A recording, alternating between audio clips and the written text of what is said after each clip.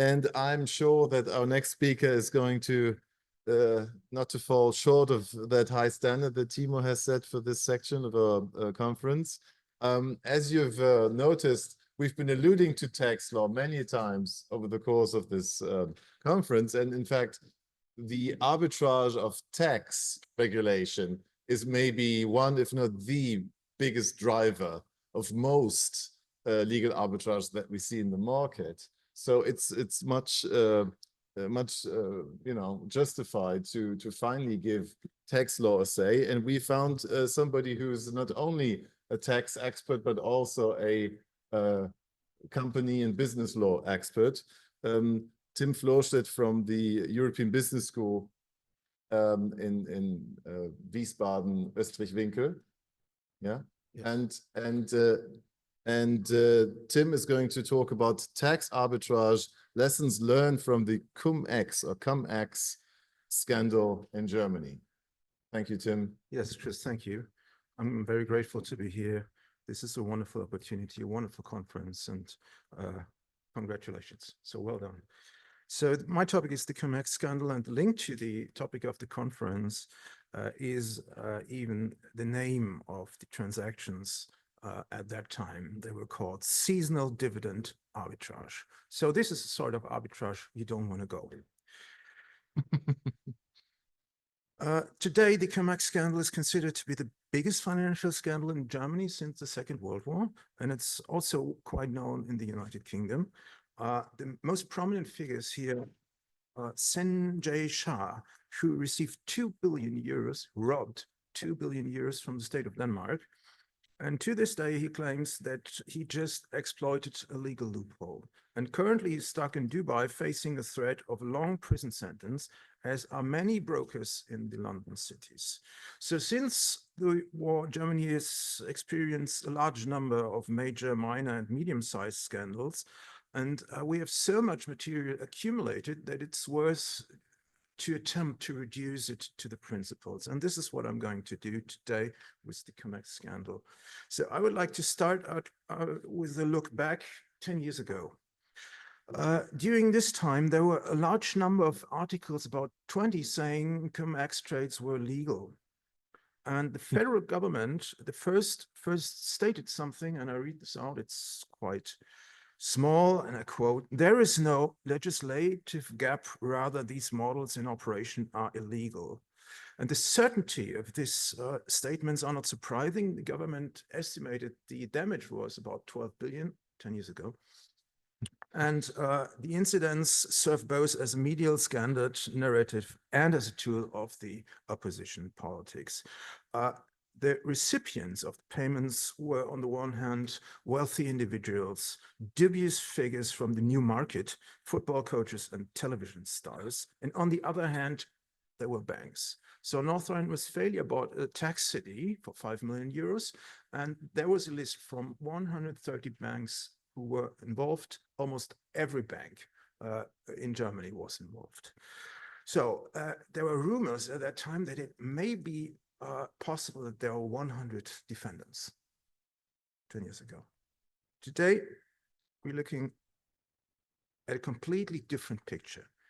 This is the new building of the Bonn Regional Court. The Bonn Regional Court previously had 10 criminal divisions. Today, it has additional 10, which will handle the pending Cum-Ex criminal proceedings until 2042. Since 2020, there have already been approximately 20 convictions, averaging 3.6 years of imprisonment. The number of defendants has not remained 100.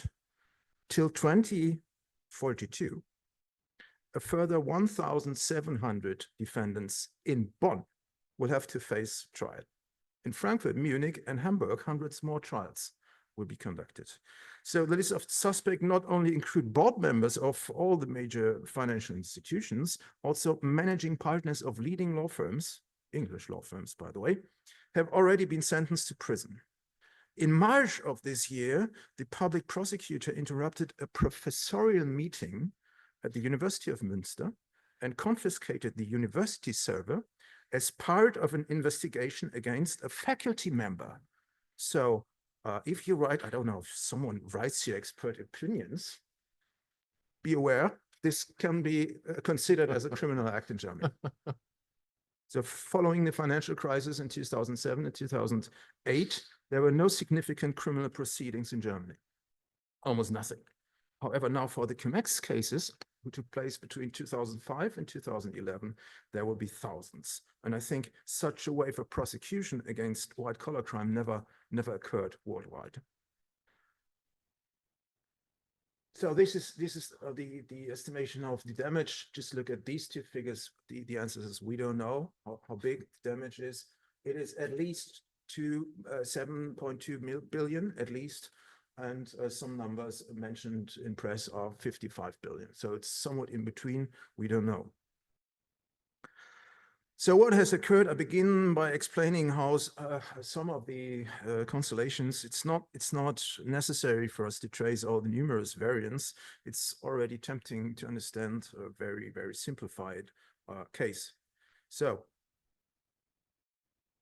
once in a year, German public corporations decide on the amount of dividend according to the income tax. A capital gains tax of 25% is to collect on these capital income earnings of the shareholders. So at this time, the corporation retains the tax and remits it to the tax office, 25%, and the remaining net dividend, 75%, is paid out to the shareholder. So the capital gains tax is a form of income tax collection, so therefore the income tax can be refunded upon the shareholder's request. It's a pre-tax. So one day before, and it has nothing to do with what we just seen there, a short seller sells the same shares, which he doesn't have, short selling, to a short buyer, promising to deliver the shares with dividends, cum dividend. Only one day after the dividend is distributed, too late, the short seller acquires the shares and now he delivers its ex-dividend. Dividends are gone. So by contract, the obligation was cum dividend, but then he only can deliver ex-dividend, so this is cum-ex, which is insufficient. So due to his underperformance, he owns the damage with the amount of 75% and no capital gains. This is a damage claim. No capital gains are paid on this damage claim. And this was the trick at the end. Both go to the tax office. The shareholders, who has nothing to do with this, just get the reimbursement of the 25% capital gains tax. And as well, the empty buyer gets the same amount. So our company pays it once and both parties get 25%. This was the trick, or this was the gap in the German system at this time. So here you see a real case. This is the first case in which the Frankfurt case was Raphael Roth, who is a billionaire who was stupid enough to invest in these Cum-Ex. He was talked into it in these cases, and when he comprehended that this was a criminal crime, he died of an heart attack. So I don't know, it's kind of a sad story. It's just about the numbers. So they moved 4 billion stocks from SRP, and the dividend payment was 371. And at the end, he gets, Raphael Roth, basically banks and all the other participants, gets 120 million euros, and also the pension fund, the shareholder, gets the same amount. So this was our first case. So in here is it's even a great simplification. These cases are very, very complex, and this was intentional. So this is how it closer. This is the original case, same case.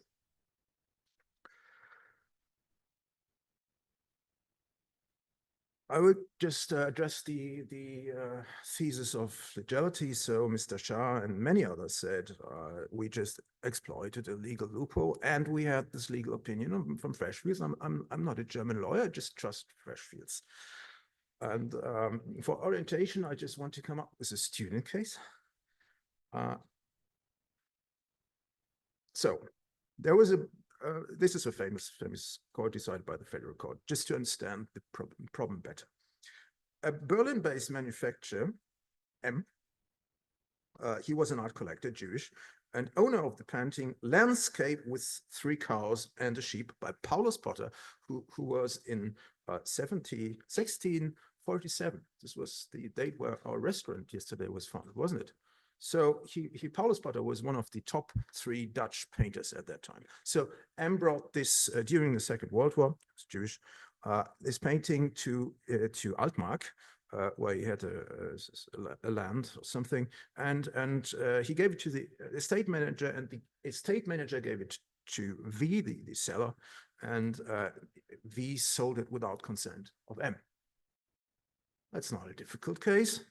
So either M is still the owner, or the buyer B, he's just the new owner, and he got the ownership in good faith, right? So now there was an endless debate if this case could be different decided in tax law, because in tax law it means you have 1 share and you have 2 owners, something which is awkward.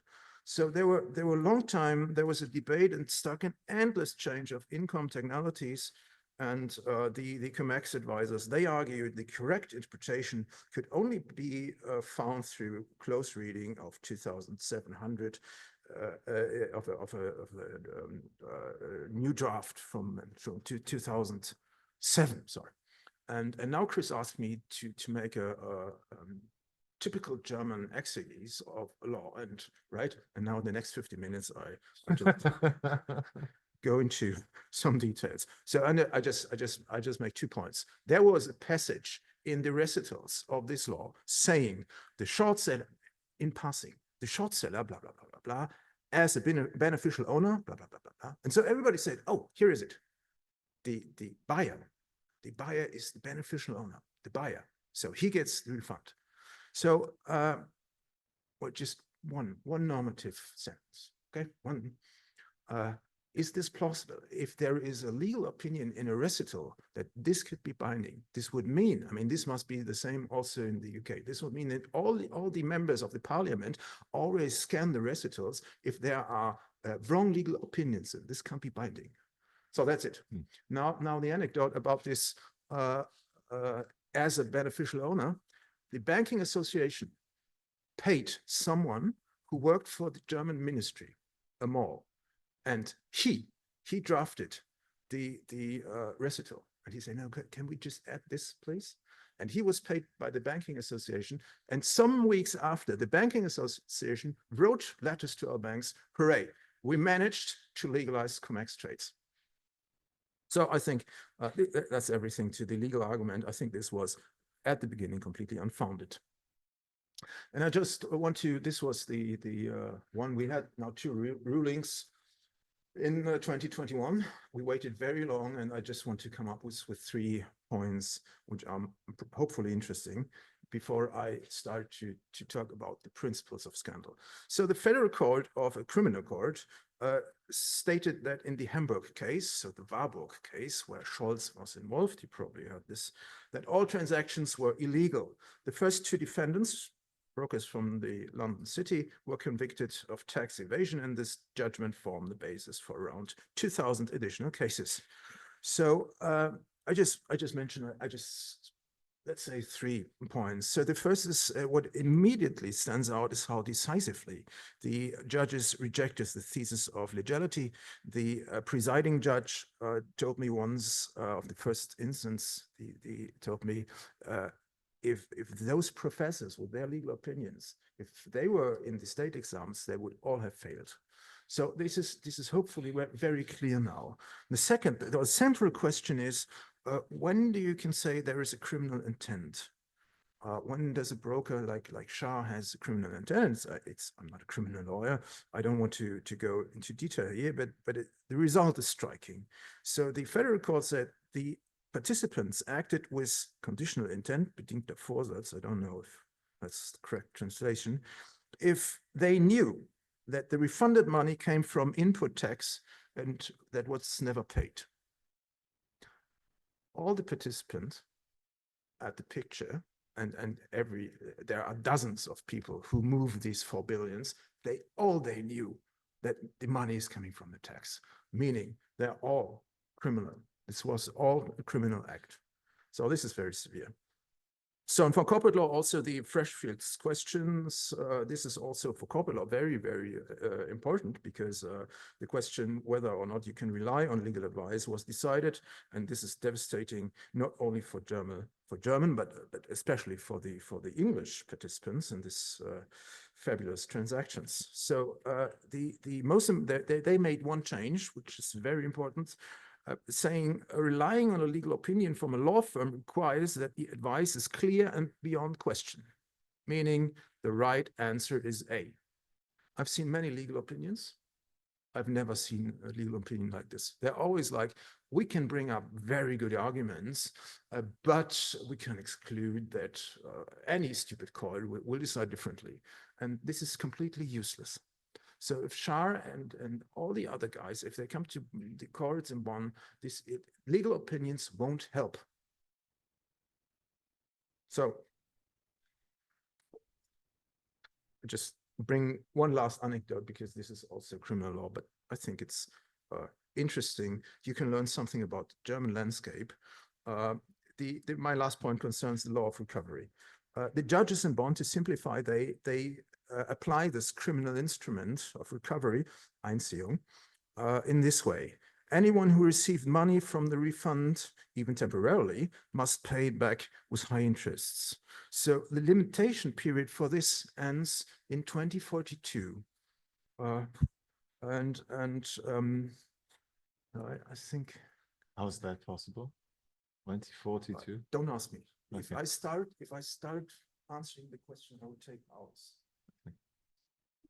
Here, the buyer gets the money, 127, and then he keeps probably, let's say, 30%, and all the others you see here get a share, and good shares, everybody, and good money. And so the criminal courts, they just, if you have 127, you just go to the buyer if you want to and say, give me everything back. Or if someone else get 50% and keeps 5, give me 50 back. That's very, very intense. So, and now there's the anecdote. The presiding judge in Bonn, he asked in Hamburg. Hamburg is the case with Scholz, our former Chancellor, and the Warburg Bank. And he asked the tax office, when do you reclaim the tax? No answer. He wrote letters. And again. And then they said, no, this can't be true. And then the judges in Rhineland decided to get back to make the work for the Hamburg tax office and just to use this instrument to get the taxes back. Okay, so I will now turn on to some insights of the research project. I always come up with some questions. So the first is, who is responsible for the scandal? Now,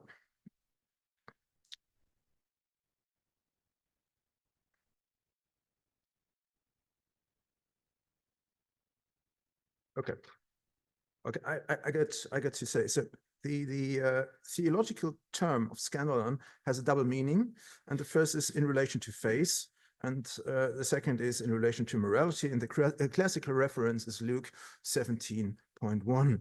And I'm sorry, I can't read the whole passage, it's in Old English, but Jesus, it's very difficult. Jesus said to the one who caused the scandal, the offense, or Jesus said, it were better for him, the offender, that a millstone were hanged about his neck and he cast into the sea. In the Cum-Ex cases, those who are cast into the sea, why are you laughing? Because, I mean, sorry. Those who are cast into the sea, these are just, they just stand for some groups of participants. So the main protagonist is Henno Berger. He started as a tax official and then became a highly successful partner in a law firm specializing on Cum-Ex, and then he founded a company. And he earned, by the way, more than 100 million euros with this. He devised the fund structures in Bonn, who were responsible for these 1,700 defendants, and he also advised all the banks. So in the first case, he made hundreds of cases. He got a sentence for 8 years.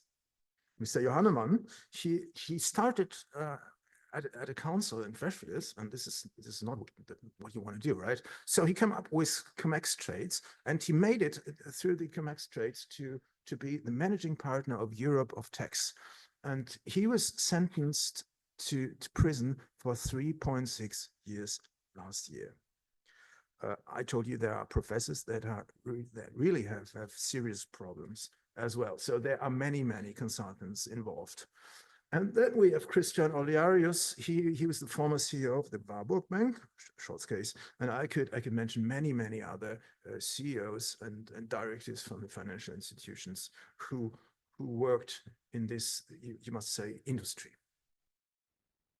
So it's not a surprise that we have 1,700 defendants. Okay, second question is, what was the motive, I have to ask. So, and the motive,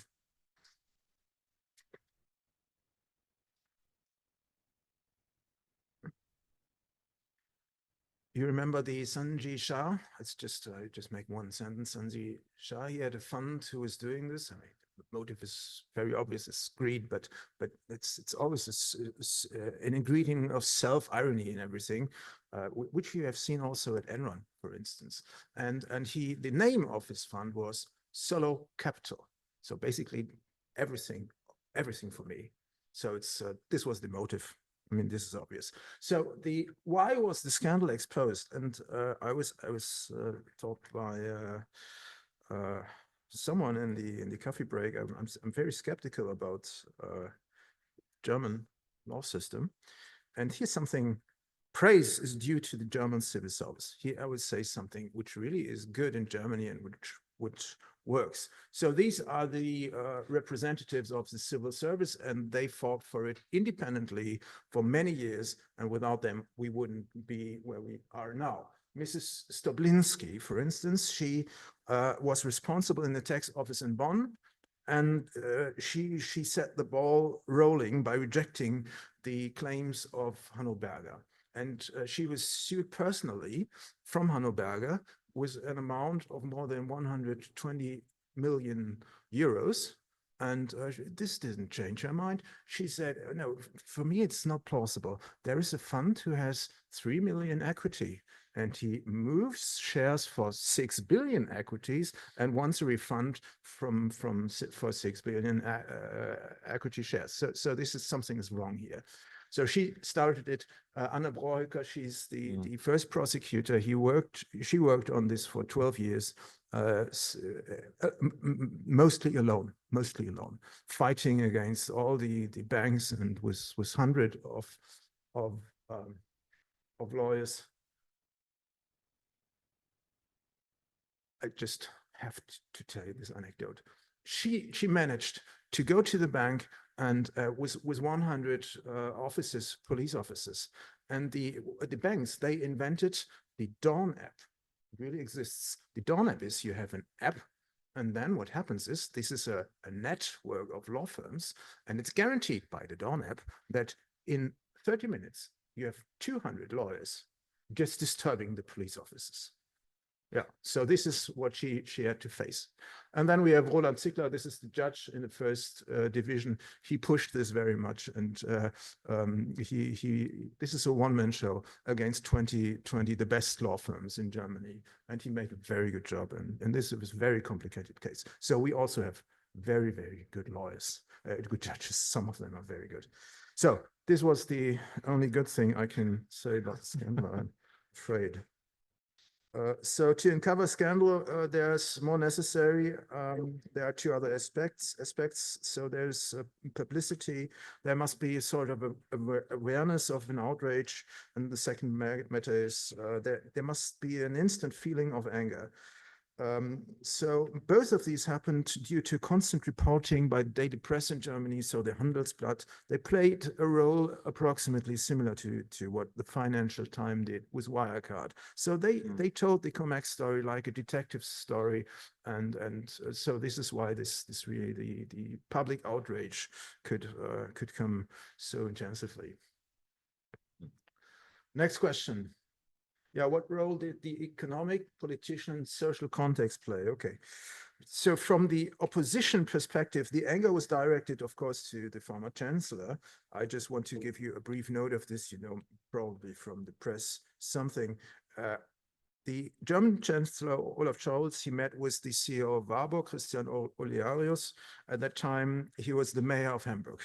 And shortly after, the Hamburg tax office allowed claims against the Warburg Bank, fraud claims in Cum-Ex cases, to the amount of 45 million to expire.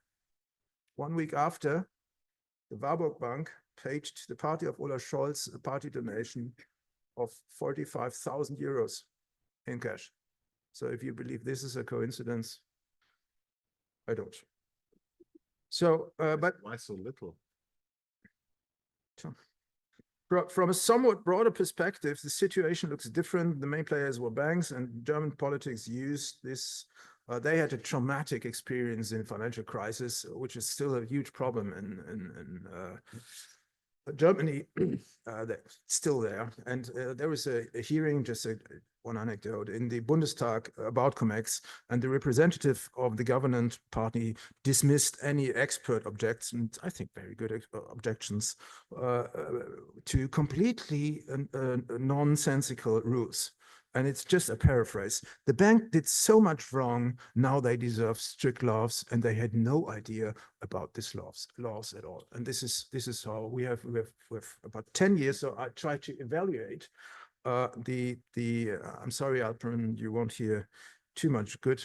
Now, what comes now, there was actionism. Of course, we have at least 10 laws addressing the Cum-Ex problem. We have this was quite, it was necessary. We extended the statute of limitations to the year 2042. And since 2012, the custodial banks must pay the input tax, not the corporations. If the custodial bank has to pay it, you can't do the Cum-Ex trades as they happened until 2011. So, but if you look at the overall picture, the reality today is very sobering. The real problem weren't addressed at all. I just make 3 points. First problem is our administrative structure. The first indictment from Mrs. Brauhöcker lasted 12 years. She was alone. She get new people 9 years after. And so much fuss was made about the convictions last week in the diesel scandal. So for the first time, 4 managers went into prison, and 2025 in Germany. And in the US, I think this is very striking. The head of VW environmental department was sentenced to 7 years in prison in 2017. So the US is done through 2017, and Germany starts in 2025. And this says everything. We need to, for our cases from 2005 to a time period for more than 35 years for our court proceedings. This is a huge structural problem in Germany. Second point was in the Cum-Ex scandal, the authorities in Germany, they do not cooperate at all. So at BaFin, the German supervisory authority, no one has expertise in tax issues. So if BaFin finds some dubious transactions, they should work together with the tax authorities. But this is prohibited by law. This can't work. It's very obvious. This can't work. So a third point, it's once again our dependency of the public prosecutor's office in politics. What has happened with the 1,700 defendants in the last month? There were no new cases. We have 10 new departments in Bonn, and all the judges are sitting there waiting. We have the decisions. It would be very easy just to continue and continue. Nothing happens. So I cannot provide evidence for the rumor that the regional minister of justice is a very close friend to someone near to Olaf Scholz. So we had re-elections. This could be one explanation. And the other explanation is even more trivial. If North Rhine-Westphalia, so the Bonn cases, if they make financial settlements, North Rhine-Westphalia is getting the money, and the federal government is paying the tax laws. So probably they just want to settle everything and keep the money. It's 1,700 wealthy bankers. It's a lot of money. So I confess in the result, I'm not sure whether the Cum-Ex cases will serve as a warning or as an encouragement for the future offenders. Okay, now I come up with, what is it? So outlook. I will conclude. And I think there are many, it's a very interesting case, and there are many, unresolved tasks. And I just want to present 3 projects, and which you may see as an invitation for cooperation. My first question is, who are the true responsible parties? So the outrage triggered by scandal reveals a certain feature. There must be a pressure to keep on, and until it's cannot stop, and there's some prosecution of a victim. So in scandals, usually this found victim is not always the real responsible party. I want you to look at the bigger picture, because I haven't told you the true story. How can it be that a former tax officer collects 50 million euros and then moves 6 billion euros in shares? How can he do this? If you read the rulings of the court, you can't find any answer. It's hundreds of pages, but there's something that's so striking, can't see anything. But only if you study the court transcript, you understand the Warburg case. Germany's largest credit institution gave 900 million to Shell Company. It's a credit. And with this money, the Berger Fund, they bought 1 billion in shares, and then they looped. This looping means you have 2 days in the Clearstream to deliver. And the short seller buys this 1 billion, and you get it 1 time, 2 times, 3 times, 6 times, 7 billion. This is how they did this. So you have to have someone here, not on the picture even, who gives you, enable you to do this by lending you really a lot of money, and then to make sure, the Deutsche Bank, to make sure that everything goes right. They put 2 employees here to the short seller. There were two brokers from London and two employees from the Deutsche Bank. So this is the role of the financiers. Don't think there's one single case of Cum-Ex case. If you move so many billions, where you don't have one of the major banks who is financing everything. So this is one of the real hidden offenders. That's not the only one. Let's talk about the clearing party, the Deutsche Börse. Since 27, all the Cum-Ex trades were conducted through the capital market. And take the Warburg case alone. If you loop 6 billions, you have to do this over the exchange. It's very expensive. It's very expensive. So for this, a good guess is you pay, as a small bank, you pay 5 million per year to the Deutsche Börse AG fees. So let us do the math.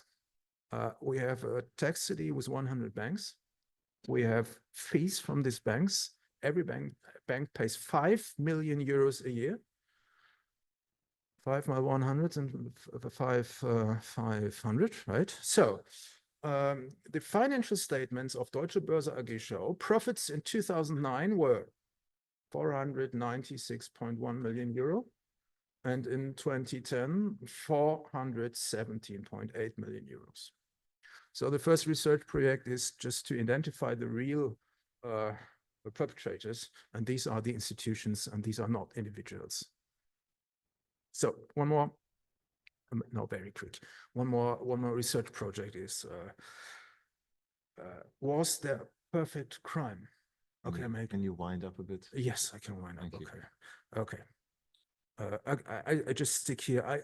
I wind up and sticking to the Cum-Ex trade. No, I just skip this. Ask me if you want to. What else did the exchange? That's the most important, most interesting thing. So, okay, one more thing is this is a statement of ESMA. It's another project. ESMA said, Cum-Ex trades. This is 2018. We know that Cum-Ex trades are conducted until 2011, and so it's quite interesting. Do we have something similar today? So, and you see here, T and T minus 2. That's obvious. Something's going on here. And ESMA said there's clearly tax-driven transactions here. And then ESMA said, we don't know what it is. We're not responsible for tax issues. That's it. So the prosecutor said, I found more Cum-Ex trades even in 21. But nobody wanted her to investigate anymore. And then she quit. She quit it. So the result is nobody knows what happens today. And even I think the academics could look into it, should look into it, but nobody does. So this is probably a scandal on academicum, but probably someone's listening here and is interested in one of the research projects. I have more, but I think I have to stop. Thank you so much anyway.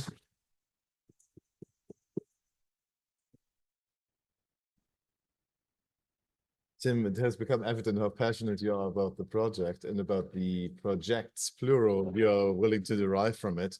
But I would just like to have people, if you have some questions, I get involved. So some articles. Eilish, you want to ask a question? I can't resist saying this. I'm sorry if it's a bit stereotyped, but I couldn't help thinking when you put up your mugshots that you know, Christine Lagarde's famous comment about the financial crisis. Yeah, men and women. You know, Lehman Brothers, the world might have been a safer place if it had been Lehman Sisters. Those women who did that investigation. I think the underlying point I'm making there is that I think you're telling a legal story. You're also telling a story about culture and ethics and values and people in those positions and the judgments they made. So I think it's a fascinating story on many different levels. I have to pick the right anecdote I come up with. There's so many. Anna Brauhilke, the one who brings them all to prison. She went to the banks and with some police officers or something. And the CEO, he said hello only to the men. He didn't know she was the prosecutor. Funny. Can't help asking, was the Vatican Bank involved in this as well? Or, well, don't even ask, please. don't even answer, I'm saying. Jennifer, and then Dominic. Thank you. I just to follow on from that point, I mean, clearly the issue here is just not about what the law of the book says. It is about changing culture. It is about changing what the norms are.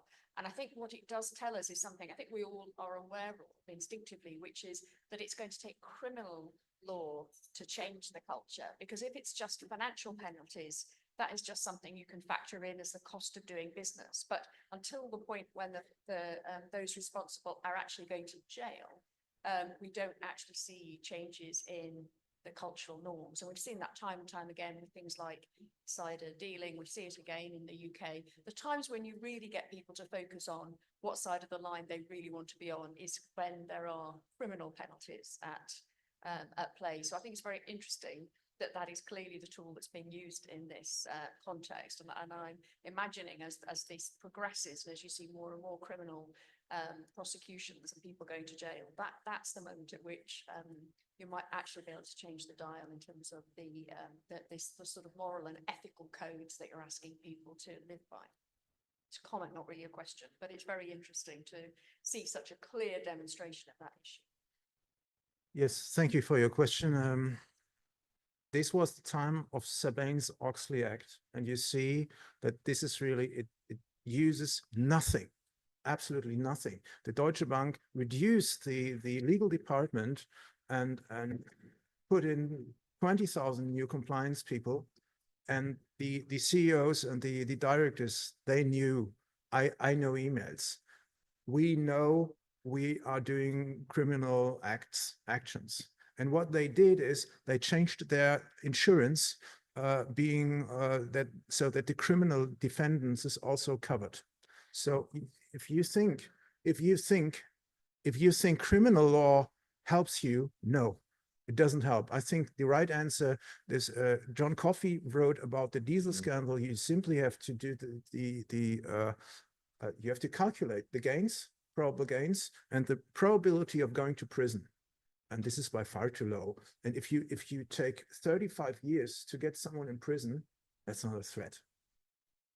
I think this is why I said this is the real problem. Yeah. Perhaps the follow-up is just perfect for this topic. The predicate offenses translating into EU RICO frameworks. What are the odds? What is the probability that we will see the spearheading efforts of the German, let's say, legal community translating into something along the lines of RICO, as we have it in the US, here in the EU? You know, like transnational organized, let's say transnationally organized crime that basically usurps in the face of, you know, sovereignty reservation pursuant to Article 4 UNCAC, the UN Convention Against Corruption. Organized criminals using the loopholes within international frameworks to come up with such a, you know, malicious, evil genius kind of plan, using public sector officials in a, you know, opaque and in a very clandestine kind of manner, and having just, even though Germany is, you know, a heavy hitter in terms of the economy, the global economy, German, let's say, regulators and the judiciary don't have the instruments to rein in those transnationally organized crime syndicates. So how do you see in all of your research, sir? Thank you so much. Yeah. The probability of actually all of those efforts over the next, you know, decades, culminating into something like an EU RICO framework? Thank you. Yeah, it was quite difficult to understand, but I think the question I just answer what I understood. So it's important to understand this is not a German problem. We have seen Cum-Ex trades in Denmark, in France, and so there is a community of investment bankers like the Shah guy, usually in London, who are checking the clearing systems worldwide, and if they find a possibility, and these are extremely difficult, the new Cum-Ex cases, you would never see this coming. It's really so. And even the question was if the organized crime is doing something like this, I think no. The question was, do you see that at an EU level this will be combated on a more sort of broader scale, taking some EU prosecutor idea? I think that this would be a wonder. I mean, this would be a miracle. A miracle. So I can push it into this direction. I mean, you could start with you need to have a center with people who know this stuff, and this must be investment bankers. So, and unless you don't have this, if you somewhat find that someone, this would be amazing, amazing. Without whistleblowing, nothing works here. But you have to have more. You have to have under the ESMA or someday they need to have a department where someone understands this kind of stuff. Yeah. Thank you, and thank you again for this question and answer session as well. Thank you, Tim.